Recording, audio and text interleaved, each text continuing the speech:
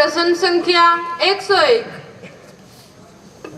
माननीय अध्यक्षा जी, मैं आपके माध्यम से पूछना चाहती हूँ कि माननीय प्रधानमंत्री जी ने देश की बेटियों के उत्थान के लिए बेटी बचाओ बेटी पढ़ाओ का नारा दिया था।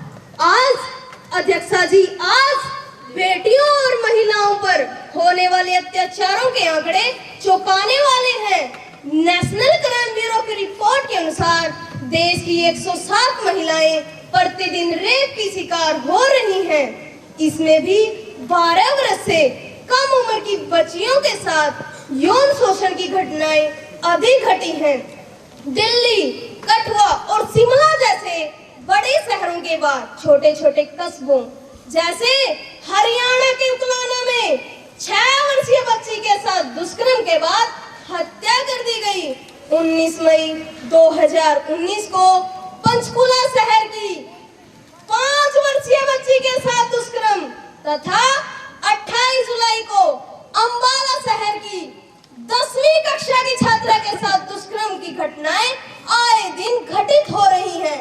सरकार बेटियों की सुरक्षा का ढिंढोरा पीटते नहीं थकती, जो हकीकत से कोसों दूर है। कब तक अध्यक्षा जी, कब तक इस तरह बेटियां दरिंदों की हवस का शिकार होती रहेंगी? सरकार कुंभकर्णी नींद से कब जागेगी, कब जागेगी, कब जागेगी? माननीय महिला एवं बाल कल्याण मंत्री जी, कहना चाहती हूँ कि निष्क्रियता के जो आरोप वे सरकार पर लगा रहे हैं वे पूरी तरह बेबुनियाद हैं। हमारी सरकार आने से पहले ही दिल्ली में निर्भया कांड जैसी घटनाएं घटित हो चुकी थी। हमारी सरकार देश की बेटियों के भविष्य को लेकर चिंतित है तथा उनको सुरक्षा मुहैया करवाने के लिए हमने दुर्गा शक्ति ऐप लॉन्च की है, जिसमें पीड़िता को तुरंत सहायता मिलती है। अध्यक्ष महोदया, मैं यह भी बताना चाहती हूँ कि इस वर्ष जुलाई तक दुष्कर्म व छेड़छाड़ के 24,212 मामलों में FIR दर्ज की जा चुकी है, जबकि 11,981 मामलों में जांच चल रही है। 917 मामले ऐसे आए हैं जिसमें ट्रायल कोर्ट ने दोषियों को सजा सुनाई है। निर्भया कानून और क्रिमिनल लॉ संशोधन बिल 2018 के अनुसार 12 वर्ष से कम उम्र की लड़की से बलात्कार पर फांसी की सजा का प्रावधान है। महिलाओं तथा बच्चियों के साथ दुराचार को रोकने के लिए पोक्सो एक्ट के दायरे को बढ़ाया जाएगा। इसके साथ जन जागरण अभियान भी चलाया जाएगा, जिसके सुखद परिणाम जल्द ही पूरे राष्ट्र के सामने होंगे। Thank you ma'am. माननीय अध्यक्ष महोदया, मंत्री जी द्वारा प्रस्तुत आंकड़े न केवल सदन को भ्रमित करने के लिए हैं, बल्कि हास्यास्पद भी हैं। पिछले 4 वर्षों में यौन शोषण व दुष्कर्म की जो घटनाएं घटी हैं, उनमें सत्ता पक्ष के लोगों का जवाब व आचरण मर्यादा के अनुकूल नहीं रहा। 4 जुलाई को घटित शिमला की घटना तथा कठुआ रेप केस की गुड़िया की मौत पर सत्ता पक्ष के सांसद का यह कहना कि देश में रेप की 1-2 घटनाएं तो हो ही जाती है, बात का दंगड़ न बनाए। लड़कियों को स्मार्टफोन लेकर नहीं घूमने चाहिए आदि बयान बेहद शर्मनाक है। महोदया, मंत्री जी दुर्गा शक्ति ऐप पर सहायता की बात तो करते हैं, परंतु गत दिनों दिल्ली में प्रधानमंत्री महोदय की भतीजी से पर्स छीन लिया, जिसमें 3 दिनों तक महोदया 3 दिनों तक पुलिस अपराधियों को नहीं पकड़ सकी। फिर साधारण व्यक्ति को सहायता किस प्रकार मिलती होगी? इन्हीं के एक विधायक पर उन्नाव दुष्कर्म कांड का आरोप भी लगा है। महोदया, हरियाणवी में एक कहावत है, जब बाड़ी खेत को खाने लगे तो बचेगा क्या? यहाँ तो रक्षक ही भक्षक बने बैठे हैं। बच्चियों की सुरक्षा की बात समझ से परे है। सेम। ऑनरेबल स्पीकर, बरतने के जो आरोप हैं वे सरासर गलत हैं। हमने बेटियों की सुरक्षा व महिला सशक्तिकरण के लिए प्रभावी कदम उठाए हैं। उन्नाव दुष्कर्म केस में दोषी विधायक के खिलाफ सीबीआई जांच करवाई जा रही है, उसको पार्टी से बर्खास्त कर दिया गया है। हमारी सरकार पॉक्सो एक्ट की धारा 363 नहीं, विपक्ष को इस मामले पर सकारात्मक भूमिका निभानी चाहिए। Thank you ma'am. से उड़ने वाली कर्मचारियों के संगठन की ओर माननीय वित्त मंत्री जी का ध्यान दिलवाना चाहती हूँ। न्यू पेंशन स्कीम कर्मचारियों के भविष्य पर कुठाराघात है। कर्मचारी द्वारा जमा स्थान को शेयर बाजार में लगाया जाता है, जो पूरी तरह से असुरक्षित है। कोई गारंटी नहीं है, पूरा पैसा ही डूब जाए। पैसे निकलवाने के नियम बड़े कठोर, मेडिकल फैसिलिटी का स्पष्ट प्रावधान नहीं। 58 वर्ष तक सरकारी सेवा करने के बाद भी पेंशन के रूप में 750 से लेकर 2500 रुपए तक मासिक पेंशन मिलती है। देश की सीमाओं की रक्षा करने वाले अर्धसैनिक पर भी इसी स्कीम के तहत आते हैं। रिटायरमेंट के बाद जो 60% राशि मिलती है, उस पर भी टैक्स देना पड़ता है। महोदया, पूरा जीवन देश की सेवा में लगाने के बाद भी सरकार उनके बुढ़ापे के साथ इस प्रकार खिलवाड़ करती रहेगी। माननीय वित्त मंत्री जी। रिस्पेक्टेड स्पीकर, मैं मेरे विपक्षी साथी को यह अवगत करवाना चाहती हूं कि यह पेंशन योजना पिछली सरकार द्वारा लागू की गई थी। कुछ कर्मचारी संगठनों का विरोध हाल ही के 1-2 वर्षों में देखने को मिला है। सरकार कर्मचारियों के हितों की चिंता करती है।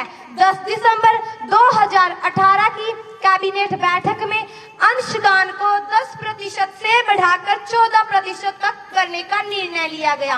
इस वृद्धि से 2019-20 के बजट में 2840 करोड़ का अतिरिक्त बोझ पड़ेगा। 60% राशि जो रिटायरमेंट के बाद मिलती थी, उसे भी हमारी सरकार ने टैक्स फ्री कर दिया है। अध्यक्षा जी, हमारी सरकार अधिक से अधिक लोगों को सुरक्षा प्रदान करने के लिए प्रयासरत है। कर्मचारियों के हितों में भी सरकार के द्वारा व्यापक बदलाव किए जा रहे हैं। Thank you ma'am. मात्र एक लीपा पोती है। गत वर्ष में जितने भी कर्मचारी रिटायर हुए हैं, उनकी पेंशन राशि मात्र 550 रुपए तक बनी है। उदाहरण के लिए मध्य प्रदेश के कर्मचारी का वेतन 70,000 रुपए था, लेकिन उसको 700 रुपए पेंशन मिली है। महोदया, इतनी पेंशन राशि में कोई भी व्यक्ति 2 वक्त की रोटी और असामयिक बीमारियों खर्च वहन कर पाएगा। यहाँ तक कि सरकार की स्कीमों की वजह से पेंशन भोक्ताओं की राशि उनकी मृत्यु के बाद उनके आश्रितों को भी नहीं मिल पाती। सेम। वक्त से पहले रिटायरमेंट तक राशि नहीं निकाल सकते। यदि एनपीएस स्कीम इतनी ही अच्छी है, तो देश के राजनेताओं को भी इसी स्कीम के तहत पेंशन क्यों नहीं दी जाती? तब सरकार कैसे कह सकती है कि हम कर्मचारियों के हितों की चिंता करते हैं? रिस्पेक्टेड स्पीकर, पूरी तरह से सुरक्षित है। गत दिनों मंत्री समूह की बैठक में इस विषय पर विचार किया गया। अध्यक्षा जी, हमारी सरकार ने पेंशन भोगी ही नहीं, बल्कि प्रत्येक व्यक्ति के लिए स्वास्थ्य कार्ड व आयुष्मान स्कीम लॉन्च करके उनकी स्वास्थ्य संबंधी चिंताओं का निराकरण किया है। कर्मचारियों द्वारा जमा राशि को संपूर्ण कार्यकाल में 2 बार 25% तक निकलवाया जा सकता है। वित्त विशेषज्ञों से भी इसके निराकरण के लिए राय मांगी गई है, ताकि कर्मचारियों के हितों पर कोई आंच न आए। Thank you ma'am. प्रश्न संख्या 103। अध्यक्षा जी, मैं सदन ਦੇ ਮਾਧਿਅਮ ਨਾਲੋਂ ਸਾਡੇ ਪੰਜਾਬ ਵਿੱਚ ਵਧ ਰਹੀ ਨਸ਼ੇ ਦੀ ਲਤ ਅਤੇ ਡਰੱਗ ਤਸਕਰੀ ਦੀ ਸਮੱਸਿਆ ਨੂੰ ਉਜਾਗਰ ਕਰਨਾ ਚਾਹੁੰਦੀ ਹਾਂ। युवा निर्माण किसी भी देश का भविष्य ਹੁੰਦਾ। पंजाब ਵਿੱਚ ਨਸ਼ੇ ਦਾ ਦਰਿਆ ਵਹਿੰਦਾ, ਜੋ ਲੋਕਾਂ ਦੇ ਅਰਮਾਨਾਂ ਨੂੰ ਆਪਣੇ ਸਾਥ ਬਹਾ ਕੇ ਲੈ ਜਾਂਦਾ। ਪ੍ਰਦੇਸ਼ਾਂ ਵਿੱਚ ਇਹ ਸਮੱਸਿਆ ਕਾਬੂ ਆਉਣ ਦੀ ਬਜਾਏ ਨਿਰੰਤਰ ਵੱਧਦੀ ਜਾ ਰਹੀਆਂ। ਹਾਲ ਹੀ 'ਚ अध्यक्षा जी, हाल ही चे गुरदासपुर सीमा दे कोल 532 किलो ਅਤੇ 200 किलो हेरोइन ਦੀ ਖੇਪ ਫੜੀ ਗਈ ਆ। ਇੱਕ ਰਿਪੋਰਟ ਦੇ ਅਨੁਸਾਰ ਪੰਜਾਬ ਵਿੱਚ 7500 ਕਰੋੜ ਰੁਪਏ ਦੇ ਨਸ਼ੀਲੇ ਪਦਾਰਥਾਂ ਦਾ ਸੇਵਨ ਕੀਤਾ ਜਾਣਾ। ਡਰੱਗ ਤਸਕਰਾਂ ਨੂੰ ਕਾਨੂੰਨ ਦਾ ਕੋਈ ਡਰ ਹੀ ਨਹੀਂ ਆ। ਡਰੱਗ ਤਸਕਰੀ ਦੇ ਇਸ ਖੇਲ ਵਿੱਚ ਸਿਆਸੀ ਮਿਲੀਭਗਤੀ ਹੋਣੀ ਆ। ਵੱਡੇ ਪੈਮਾਨੇ ਤੇ ਹੋ ਰਹੀ ਤਸਕਰੀ ਨਾਲ ਸਾਰੀ ਯੁਵਾ ਪੀੜ੍ਹੀ ਨਸ਼ੇ ਦੀ ਗਿਰਫਤ 'ਚ ਆਉਂਦੀ ਜਾ ਰਹੀ ਆ। ਇਸ ਥਾਂ ਵਿੱਚ गृह मंत्रालय ने उचित कदम उठाने की जरूरत है। अध्यक्षा जी मैनू जवाब चाहिए। माननीय गृह मंत्री जी। आदरणीय अध्यक्षा जी, मैं अपराध बनाने के लिए कानून लेकर आएगी। यह समस्या अकेले पंजाब की नहीं बल्कि अंतर्राष्ट्रीय सीमा से लगे सभी राज्यों की है। कल ही दिल्ली में नाइजीरिया के विद्यार्थियों को स्नैक के साथ पकड़ा गया। नशा तस्करों व नशा का प्रयोग करने वालों का साझा डाटाबेस तैयार कर कार्रवाई की जाएगी। हाल ही में केंद्र की पहल पर पंजाब से लगे 7 राज्यों के मंत्रियों द्वारा चंडीगढ़ में मंथन किया गया। सीमावर्ती राज्यों का ज्वाइंट वर्किंग ग्रुप बनाकर तस्करी के मक्कड़ जाल को तोड़ा जाएगा। नशीले पदार्थों के दुरुपयोग से निपटने के लिए माता पिता व समाज के साथ साथ सोशल मीडिया पर भी इसका अभियान चलाया जाएगा। अध्यक्षा जी, गृह मंत्रालय इस समस्या को लेकर गंभीर है। सरकार के प्रयासों के सुखद परिणाम शीघ्र ही पूरे राष्ट्र के सामने होंगे। Thank you ma'am. सकती है आज का युवा व्यसन व नशे की गत में जा रहा है। अध्यक्ष महोदया, पूरा विपक्ष मंत्री जी की बात से संतुष्ट नहीं है। इस राष्ट्रव्यापी समस्या पर प्रधानमंत्री जी अपनी सरकार की स्थिति स्पष्ट करे कि वह नशा तस्करी रोकने के लिए क्या कदम उठा रही है। माननीय प्रधानमंत्री जी। मान्यवर अधिक नशे की लत को लेकर जो चिंता की है वह काबिले तारीफ है। हमने नशे की प्रवृत्ति व ड्रग तस्करी को रोकने के लिए अनेक कदम उठाए हैं। नारकोटिक ड्रग्स एक्ट 1985 के तहत न्यूनतम सजा को 7 वर्ष से बढ़ाकर 10 वर्ष कर दिया है। सरकार नशा तस्करी को गैर जमानती अपराध बनाने पर विचार कर रही है। नशा तस्करी में लगे कुछ भ्रष्ट राजनीतिज्ञों एवं अधिकारियों के खिलाफ कानून की संगत धाराओं के तहत कड़ी कार्रवाई की जाएगी। मंत्री समूह की बैठक में अंतर्राष्ट्रीय सीमाओं पर लेजर बाड़ लगाने पर विचार किया जा रहा है। Thank you ma'am.